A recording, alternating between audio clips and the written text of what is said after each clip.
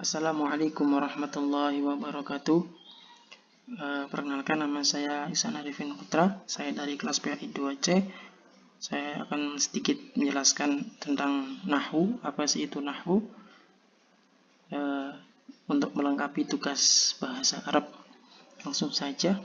Di dalam Al-Quran terdapat beberapa kata yang sama bentuknya namun harakatnya berbeda. Nah, misal sebagai contoh, dalam bacaan basmalah. Dalam bacaan basmalah ini, lafaz Allah berharokat kasrah yang dibaca Bismillahirrahmanirrahim.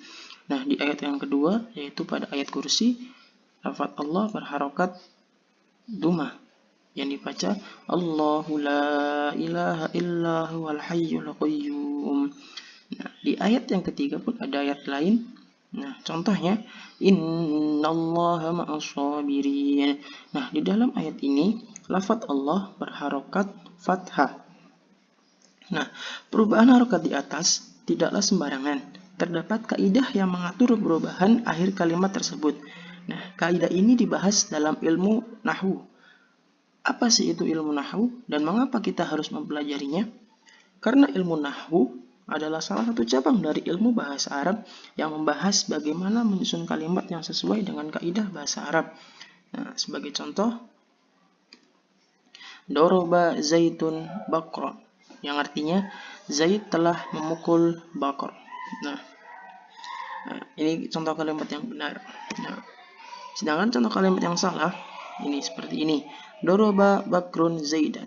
Nah, itu berubah kalimatnya, jelas berubah arti juga, yang artinya Bakar telah memukul Zaidan.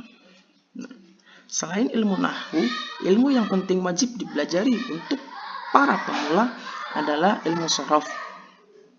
Nah, kedua cabang ilmu ini wajib dipelajari oleh para pemula karena dengan kedua ilmu ini kita dapat mengetahui dan memahami bagaimana cara membuat kalimat yang sesuai dengan kaidah bahasa Arab tersebut.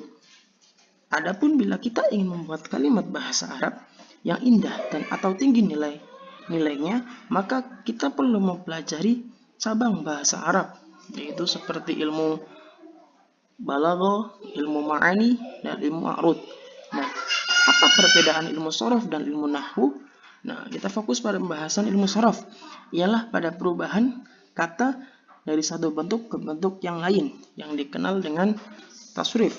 Nah, ilmu shorof kita bisa mengetahui bentuk kata yang sesuai digunakan dalam kalimat.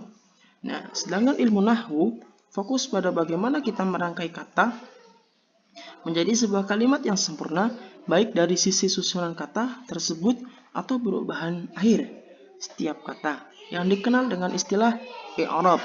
Apa pentingnya belajar ilmu nahwu? Sebagai seorang muslim, mempelajari bahasa Arab sudah merupakan suatu keharusan, ya.